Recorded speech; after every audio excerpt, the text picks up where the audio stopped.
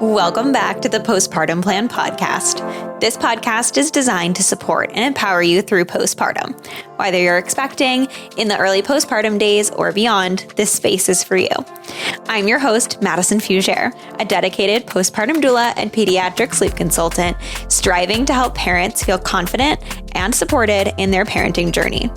Each week, I'm sharing practical tips and expert advice to help you navigate all the postpartum things with confidence. Well, as much confidence as you can. Let's embark on this journey together, making your parenthood as serene and supportive as possible.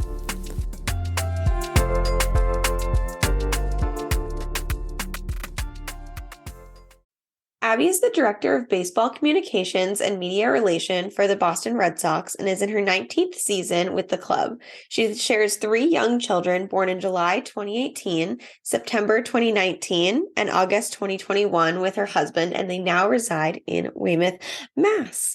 Abby, I'm so excited to have you on today to continue our little mini series here and have you share your birth and postpartum story with the listeners. So thank you so much for joining me. Thank you for having me.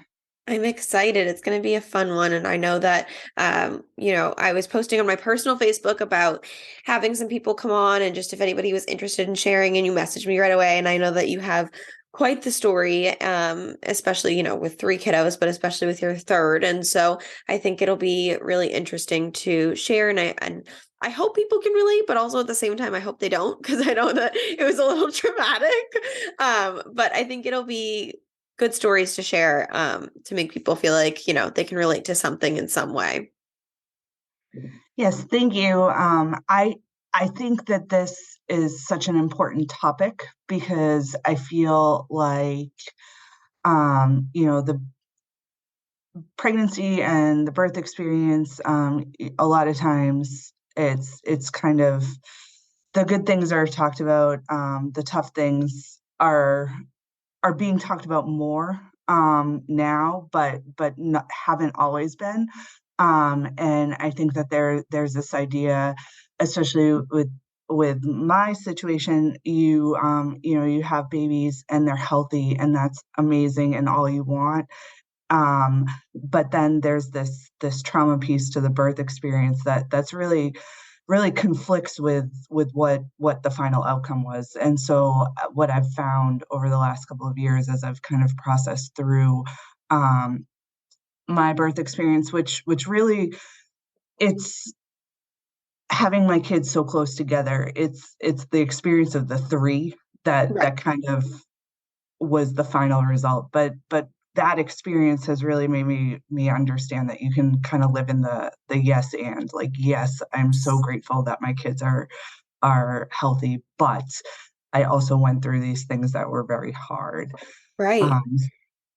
I think that that's so huge. I had Krista on the podcast the other day, who is was my doula trainer, and we talked about that. She's like, that's the biggest thing, was her piece of advice to people, is that, like, you can be like and both, right? Like, you can feel conflicting feelings about the same thing, and it happens a lot in parenthood. Like, you can be super excited to be a parent and still be, upset or sad that there's parts of your life that are changing, or same thing with birth. Like, you can be so happy you have a healthy little baby and still be upset about how things went. And you don't need to feel guilty about that, because you're allowed to have, conflicting feelings at the same time, which is such a weird thing to think through and to try to, like, comprehend too, when everyone's telling you that you should just be happy, right? Because I think you're so right. I think that social media and just people in general don't really focus on the negative when you end up with a positive outcome as a whole. But yeah, so I guess we'll kind of dive in so the listeners know what we're talking about, right? I know that, we, like you said, we're going to kind of focus mostly on the third, but really in general, I mean, I think because, like you said, they're all so close together, the trauma kind of piles in different ways too. And the first story leads to the second, which leads to the third. So, do you want to kind of start us off from the start and tell us what life was like getting pregnant the first time, and pregnancy and birth, and kind of start from there? Yes. So I got pregnant at the end of 2017 with our first, and we were very excited. Fairly normal pregnancy. I, like, most pregnant women, anemic at the end, but, was really worried about the whole birthing process, and, I didn't want, any sort of birth plan, but the only thing I wanted was I knew I wanted an epidural. Anything else beyond that, like, just gonna let it happen, an epidural. Um in looking back, all my babies are a little bit on the larger side. My first was no different. I carried mostly baby, very large, and there were towards the end, there were times where, my doctor would be like, "It's gonna be any day now. It's gonna be any day now." When it wasn't, it was, she came at, 40 weeks, 5 days. I got my epidural when I went in, and, like, the birth experience was amazing, and, she was perfect, and, like, I remember being at the hospital thinking, like, "Why don't people just have all the babies?" Right. We went home, we, everything was great. That experience really, going into it so fearful of having, um, the baby, that experience made me feel like, "Okay, this is not so bad." Being a little older, my husband and I, we knew we wanted 2 or 3 kids, when we started talking about, trying again, we we were just talking about it, and, out of that, we found out that we were pregnant with my son. And so Effie was 5 months old, and found out that we were pregnant. Didn't know what we were having with any of our children. Well, that's Um, kind of fun. A little bit yeah, of a surprise with it. it was a good way to get through the pregnancy, because for me, I always had wanted kids, I always wanted to be pregnant, but I did not enjoy the experience once I was pregnant, and, Yeah. and again, there's that guilt, like, "Oh, Right. like, I'm supposed to be happy about this," but it was really hard for me, and with my son, um same type of thing, with the anemia. It started a little earlier. I obviously we had been aiming for, 15, 16 months apart. The kids are 13 months apart. So didn't have as much of a recovery time. All of that, like, you know, compounded into my symptoms. And so the other piece with that pregnancy that was hard for me was, where he was in my, stomach and where my placenta was. I couldn't feel him through my whole pregnancy. Um, Mm. at the very end, I could feel some stretching in my stomach, but I couldn't feel him. I would get asked to, like, kick counts, and I couldn't feel. So we had a lot of extra ultrasounds, but I also just think he was really chill in there because, we went for my 40-week ultrasound, and, they gave me juice, they gave me crackers, they buzzed my belly, the baby wasn't really doing much, and they're like, "We're just gonna take the baby today." And I think that's where it all kind of, started for me. This experience where I went into labor at home with my first, had this really great birth experience to now, like, he came at 40 weeks one day. You're expecting to have a baby, but when you go to the appointment with no contractions or anything, and you're told the baby's not really moving, and even though they reassured me that, like, everything looked okay, it just they didn't wanna wait anymore. That's nerve-wracking, and it kind of went all into the whole experience. Like, I felt very rushed through the experience. I felt like, as soon as I got into the room, they were like, "Let's start Pitocin," and I'm like, "Okay, that's fine." And then, like, they start the Pitocin, and they're like, "Okay, let's break your water." I'm like, "Well, no, let's give this, like, an hour." Yeah. I remember, one of the medical students came in and was like, "Oh, like, the baby's not responding to my touch." And I'm like, "Do you know why I'm in here? You're Because." like, "That's what we're here for." Read my chart, please. Yeah, so just some things that were really scary for me, but, like, I'm lucky I had, good doctors. I have doctors in my family. Everybody was being as reassuring as they could, but it was Right. still scary. When the time came to have him, it was a very quick delivery. He was out in 20 minutes. But I hemorrhaged with his birth. Okay. Already anemic, hemorrhaged. They had to stop that bleeding. And I remember like it happening around me, but also like trying to focus on the baby. My husband like being far more aware and Right. trying to process what was going on. Um, and at the time, I don't know like if it was just the time of year or if it was something with like when I was admitted. But when they finally got everything under control, had the baby and I were in a good spot to move, got moved to a double room because of overcrowding, which happens. But because he was my second child, the doctor was like, you're only going to be here overnight. We're going to send you home tomorrow as long as everything looks good. And again, that whole process, it just felt so rushed Right. that I was like, I was confused by it. I'm like, you've got two first time mothers in one room with their partners and their babies trying to like take care of themselves, take care of the baby. Um, you're I just had this tough experience. Granted, I was okay, but you're telling me that I might be going home the next day. I remember like listening to my husband talking to my doctor that next morning when she came to like tell us everything was all right. And them being like, yeah, like pretty anemic, like very borderline on whether or not like we would do a transfusion, but like she seems to be bouncing back okay. And that was kind of it. And then they discharged us. We went home.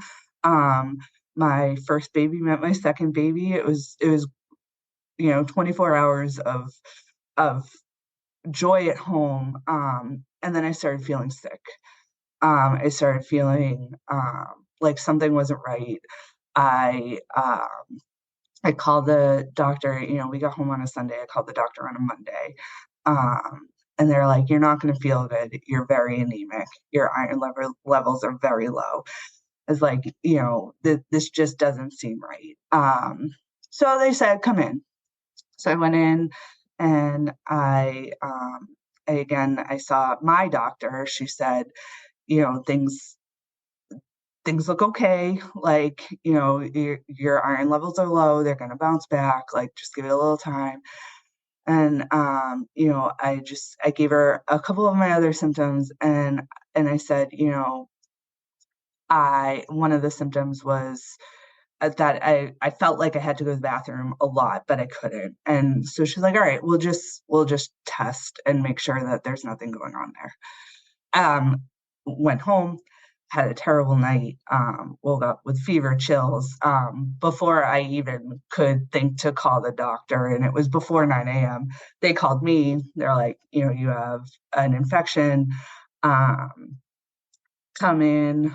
We'll give you we'll like just do a little bit of a workup and then we'll give you some antibiotics to take home. So we go in, they ask all the questions. And as I'm in there, I'm getting progressively worse. And now I'm getting pain up the side of my flank. And um, I like my fever is getting higher. And so the first thing that they're trying to treat is the anemia, and they're like, "We're going to give you a blood transfusion." I'm like, "I don't know how I feel about that. Like, let's talk through this." And I just remember being in there, and somebody, and it wasn't my doctor, saying, you should have been more afraid of giving birth than having this blood transfusion because giving birth it has a higher mortality rate than anything that we're going to do now. And I'm like, Like, wow, well, oh, that helps me feel better. Right, right. and Now, quick question for you while we're kind of chatting here. I mean, the first birth went so perfectly for having, no idea of what's going to happen and no, um, birth plan, like you said. Did you kind of go into the second the same way as like, I'm just going to go with it and it's just going to be what it is because I had such a great birth? Because that's the thing, right? Like, you just went into it like, this is going to be the same way or, different because it's a different kid and a different time. But like, you would go into it typically thinking, oh, it's going to be pretty similar, right? And then all of this happens. And if you're not like mentally prepared to have to, make all these decisions and the doctors are telling you to do stuff for your health and for your baby, you're probably just like, okay, like, well, whatever, right? I can only Mhm. imagine because everyone's probably telling you such different information too. And I did try with both of them just to kinda go with the flow of what it was gonna be. Right. Um, and and I knew, again, the only thing I wanted was an epidural, and I got Right. that. But then you trust the process, and you trust the Right. doctors, and you trust what they're saying, and, again, like, freak thing, to have a UTI that becomes, kidney a kidney infection, so, like, I ended up with, pyelonephritis, which, was I was very sick, I had a high fever, when they did try to give me the blood transfusion, they had to stop that because my fever spiked even more. They couldn't say it was because of the blood, it was probably because of the infection, but because of that, they had to stop.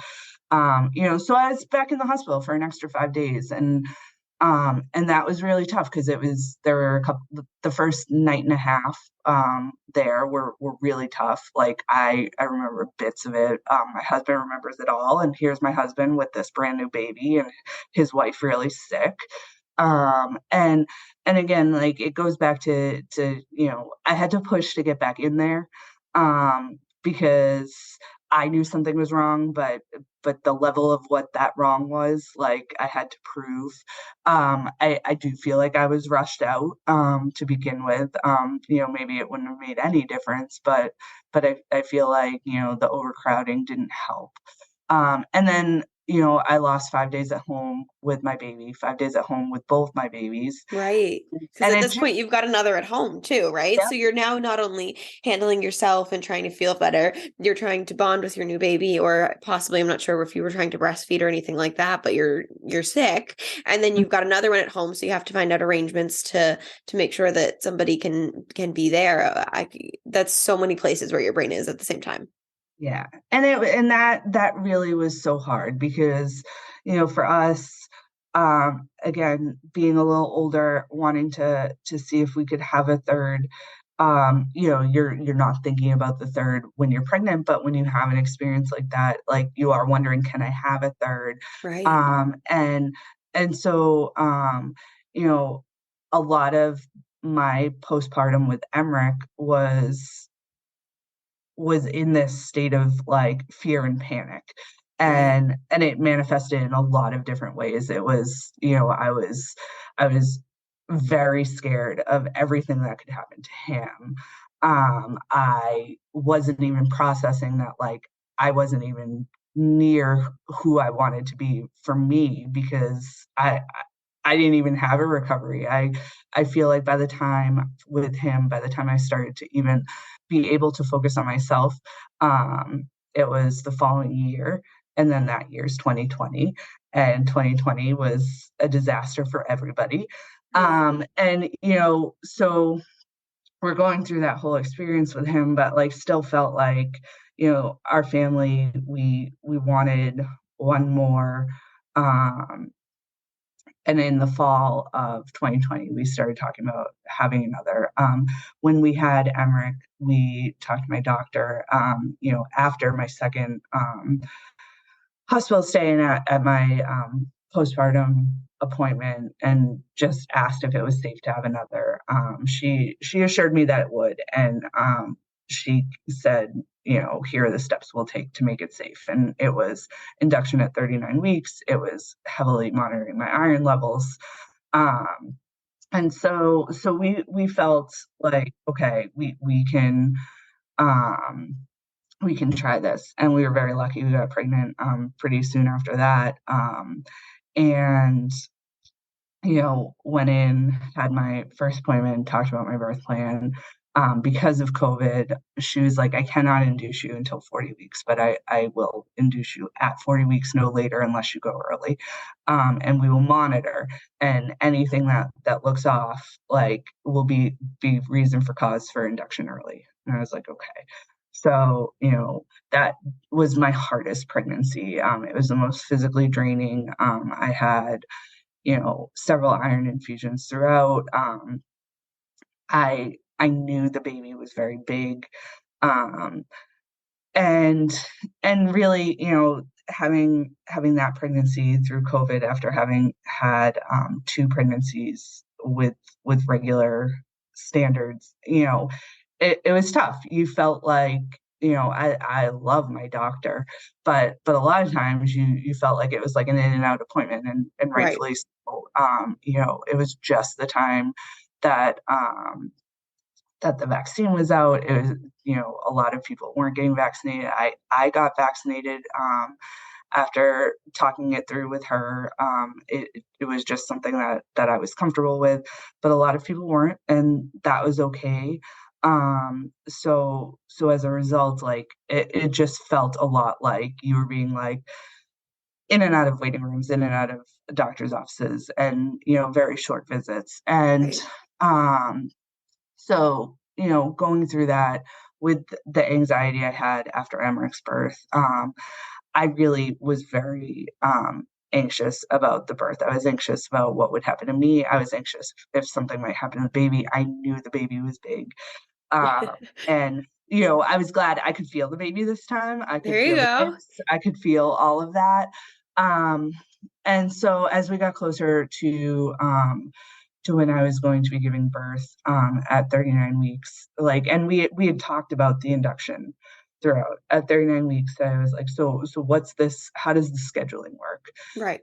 And she's like, so, the Delta variant has kind of put a wrinkle in things. Like, I can't induce you until 41 weeks. And, like, I was just like, all right, here we go. Like, this is not what we talked about. This is not, like, what we're supposed to be doing. I had so much anxiety in general, and now I was really upset. Um, Eamon wasn't able to come to the majority of my appointments. They let him start coming um, at my 40 week, and so we went in to just kind of talk through what that would be like, waiting another week, and why it wasn't going to be good for me. My therapist was like, if you would like me to write a letter, I can Right. talk about the anxiety that you've had. I also did some training through my insurance company because of the birth that I had had with Emmerich. I did some visualization with one of their nurses That's on cool. staff. So I did a lot of that to try to, like, prep myself for, like, a good outcome. And I know, like through that experience, like I had support. But you don't want to rock the boat either. If somebody's telling you, like, they can't do something, you don't want to be the troublemaker. And I really tried. I was like, my anxiety is very high. I know this is a large baby. I don't want that to increase any risk of hemorrhage, like, and really anything that I could say in that appointment, I did. I know it was heard, but nothing was done with that. So, um, I in hindsight, I wish I pushed harder. I wish I had said more. I wish I actually had taken my therapist up on her offer to talk to my doctor.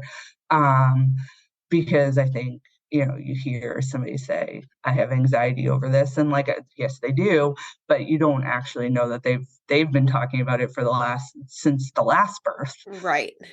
And so, I was assured the baby would be, like, somewhere between my son and my daughter. My daughter was 8'14", my son was 8'2". And it just, like, didn't sit right with me. I'm like, this is a large baby. We went in for the ultrasound for positioning, baby's head down. Um, fluids are good. And I was like, how big's the baby? And they're like, we're not doing measurements today. It's like, okay. You're like, cause I'm right. Right. Yeah. Like, And so, went through that whole week, and my doctor was just really like, hey, have a short trigger. If you're feeling something, call. So, a couple of days later, I couldn't feel the front of my stomach. I could only feel the sides. So I called.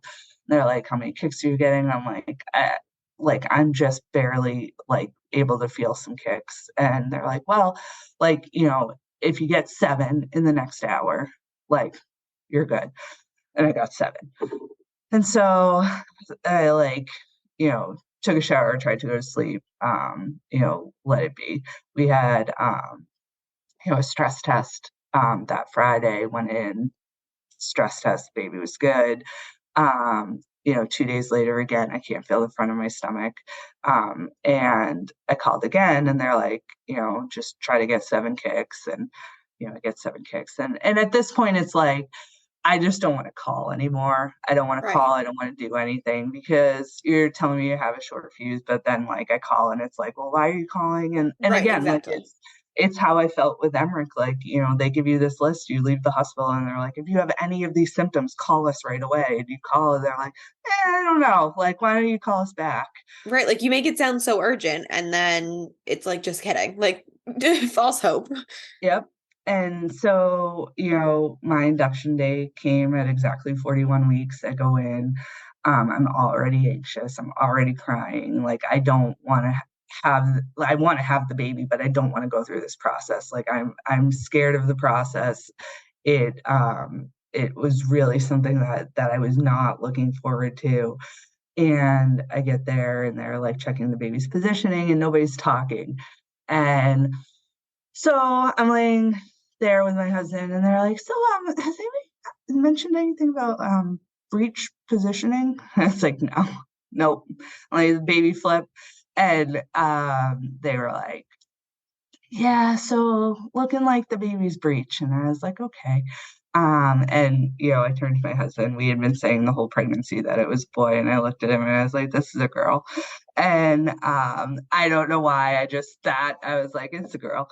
And so now we had to go through the whole process of waiting to have a C-section. And they offered to try to flip the baby. I did not want to do that. And I think at this point I was just like, I'm done. Like, and and so one of the things that I did talk to my doctor about in general was I was like, I am staying the entire time allotted to me. Right. And I don't care what anybody says. And so they were like, this is before, they're like, these procedures are, we do them all the time. Everything's going to be fine. You'll be here 4 or 5 days. I'm like, I will be here 5 days. Like I'll be here Like, 6. and so, we go through, have the baby, and we had Emer, and she's perfect, but she was 9 pounds 6 ounces. I don't know how she flipped in my belly, but she was clearly the biggest baby that I had. I knew she was going to be, and she was great, but like here I am. I've had this major surgery. I have 3 kids, 3 and under now, and like, how am I going to take care of the other 2 while taking care of this one? We did take our full 5 days in the hospital. We went home and now I'm angry. Like, I'm just like, this was supposed to be, the final pregnancy, the final experience. It was supposed to be like what I had with Effie. And I know you can't replicate those things and you can never have the exact same experience, and no 2 births are alike, but um, you know, it just felt like so much was taken, and that's hard to say because I had a healthy baby and I had healthy babies Right. at home, and I was so lucky, to have the support of my husband and the support of my family. But I was just very mad because we went through this whole pregnancy with a plan. It and it wasn't even that the actual plan didn't happen, it was that I couldn't even get to the plan to see if the plan Right. could happen. Right. And it was just so disappointing because, you know, it wasn't the first tough experience for me. It wasn't something that was being monitored. And then what that did for me was that made me upset about the experience that other women have and the experience, here I am, I have really good health insurance at a really good hospital with a really good doctor who listens to me. And this was my outcome. Like, what happens to women who aren't listened to, and what happens to women who don't have the support? And, and then you go into the postpartum period and you're not even over like the trauma from the second birth, and you're in this trauma from like I was just mad. Yeah. I couldn't even be sad. I couldn't be any of the other emotions because I couldn't get out of anger. Like I just felt like this is what we're doing to women, and this is what we're doing and it just everything compounded in all the ways I wasn't listened to. And even going back to Effie's birth, which was great, made me want to have all the kids. I remember laboring at home and calling and being like, I think it's time for me to come into the hospital. And they're like, no. And I'm like, no, I'm pretty sure. And they're like, we don't think you're as far along as you think you are. And by the third or fourth time calling, I was like, we're going to come in. And if you send us home, you send us home. And they're like, yeah, I mean, you should prepare that we're probably going to send you home. And I remember getting into the hospital and then being like, wow, you're in active labor. I was like, yeah. And, Right. First time Eamon, parent we don't trust, right? Like, right. And Eamon said, he's like, you sound too good on the phone. right. Like, and I'm like, yeah, I guess. But is that are you supposed to call and be screaming into the phone? And for me, with my first two, like, I think for him, the thing throughout my birth is he's like, you didn't really make any noise. And so that's just kind of me. So it's like I'm being penalized because I don't know, I processed my pain internally. And Right. granted, I did have the epidurals. But so it brought me to this place where I was just very angry with the whole process and the whole way of you know the way that your information is challenged. And it's like, oh, of course you don't feel good. You're very anemic and you lost a lot of blood in labor. Like, okay, but then I had this really bad infection that you know could have been, if I had stayed home, I would have become septic. I would have gotten very, very, very sick. And then, and then what happens? And, with Emer being told you're going to be induced at 40 weeks and then going to 41 and having her flip breech, I could have been induced at 40 weeks and still resulted in a C-section, but at least it would have been the plan that we had in place to try to avoid any complications. And I wouldn't look at it like what would have happened if we had followed the plan we had. And so I went to my postpartum appointment and I talked to my doctor, and she asked how things were, and I was like, I'm actually really angry. And I'm like, and things are tough because every time I get asked about the baby, all it does is make me remember how bad I feel right now. And she was great. She apologized. She did say to me that she tries to work really hard to follow the rules, to benefit all of the patients. But that she wishes that we could have had the experience that we had planned, and that it's not typically if there are rules in place, she does try to follow them, but she wishes that she could have done something differently in this case. And I appreciate that, but again, hindsight's 2020, and Right. we all wish we could have done more. What I did do was I filed a complaint with my insurance company. I did reach out to the head of obstetrics at my hospital. I thought about doing more, but it just didn't feel like it was worth it for my mental health. So when I saw your post, I was like, okay, this is scary, but I'd love to talk about it because even if it This is resonates, the more, right. Mhm. Right. And I know that, So for those of you listening, when you want to come join the show, I finally made like two separate links to sign up for, which is why our Zoom link didn't work for today originally. Because I now have one that just asks questions for birth and postpartum stories, and then one for professionals, so they can give me like anything else. But when I was putting it together, one of the questions is, give me a little bit of information on, your birth so I can help us to like set up kind of the path and the outline of our conversation. And I know you sent me the letter and it's amazing that you were able to kind of put your words together and like I think that when you go through such a traumatic experience, people either internalize and think they're alone, or I can totally relate to how you approach this, which is, I can't be the only one. So like let me use this crappy situation to make it something that can maybe help the next person because that's a really great way of healing in a way, like Mhm. we're not saying that you're healed and that you're going to be happy about how things went, but it's something that you can do that makes you in some way hopefully feel like you're trying to be positive in a way and trying to help other people in a way, and hopefully people listening to this can relate to something, or share the anger with you, or it drives somebody else to share their story that they might be. Or angry about too. Mhm. And I really It's think huge.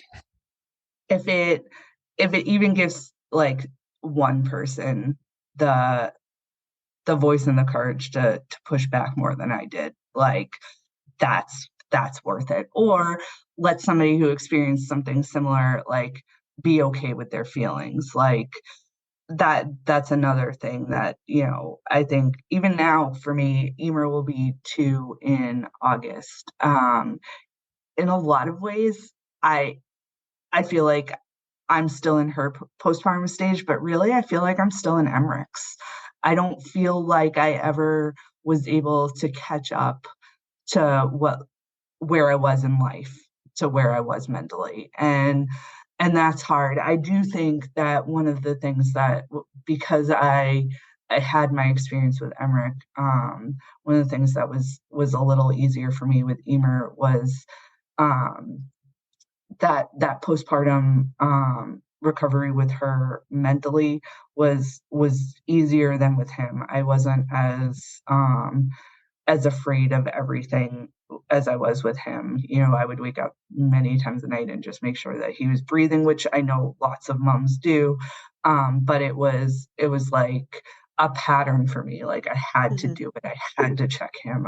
If I didn't check him, something bad was going to happen. I didn't have those thoughts with Emer, and that I think was the result of a lot of therapy. Was the result of a lot of support, and it's okay to get the type of help that you need, whether it's talking to people, whether it's getting postpartum help.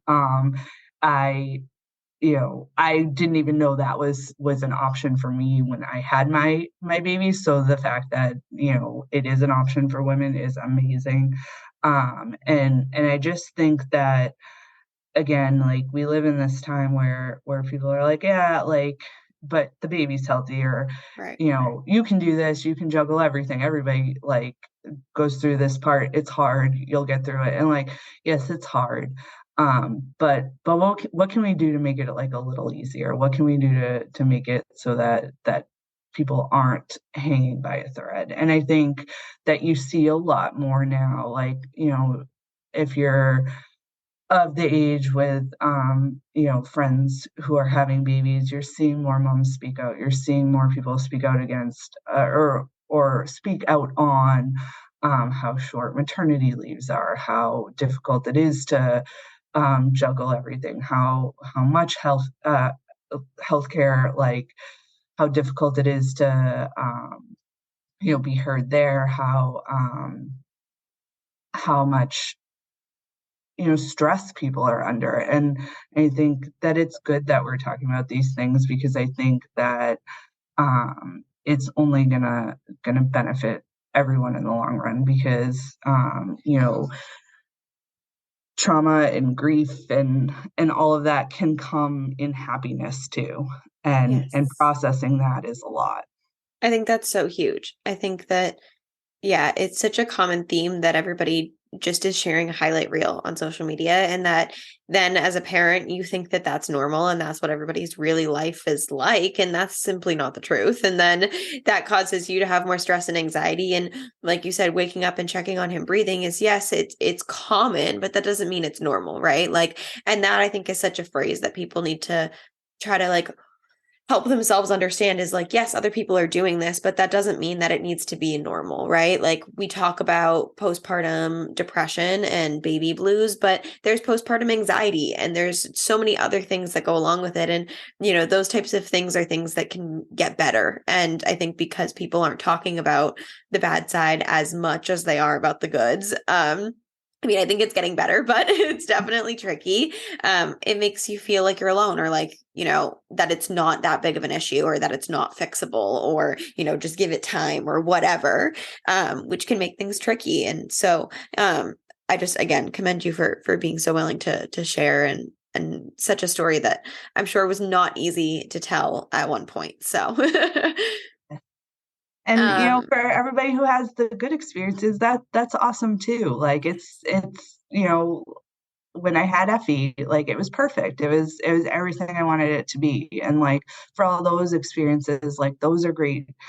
And obviously you want more of those, but I think for as many you know perfect or close to perfect stories as I've heard, I've also heard a lot of stories of people who haven't had the experience that they've wanted. And even if it hasn't been, a truly like traumatic, you need to be readmitted to the hospital and have blood transfusions, and you're really out of it for a period of time, even if it's just a little bit off from what you want, that can throw your whole experience. And both are what people are experiencing, and I think it's okay to talk about both.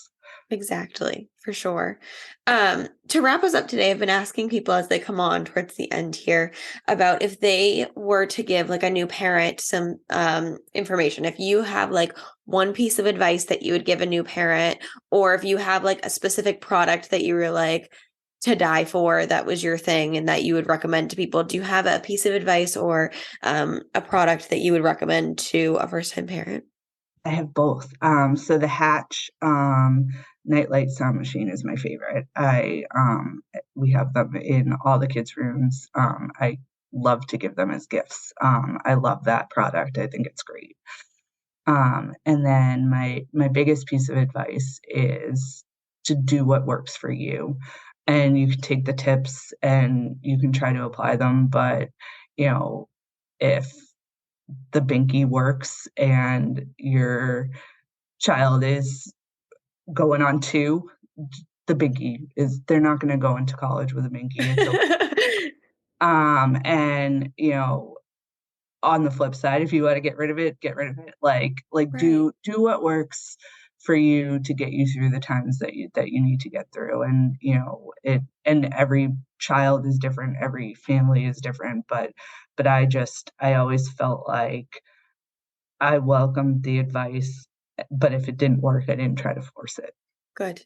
And that's hard to do, but it's so true because every child and every family is so different. So I love that. That's like the perfect way to end it. So thank you so much for joining me again and for being so willing to share. And I hope that you have an amazing rest of your day and in the other coast and with the team and all the things. For those of you who don't know, it's 9:45 now here in Massachusetts, and Abby's on the other coast. So it's 6 a.m. that she got up to record with me this morning.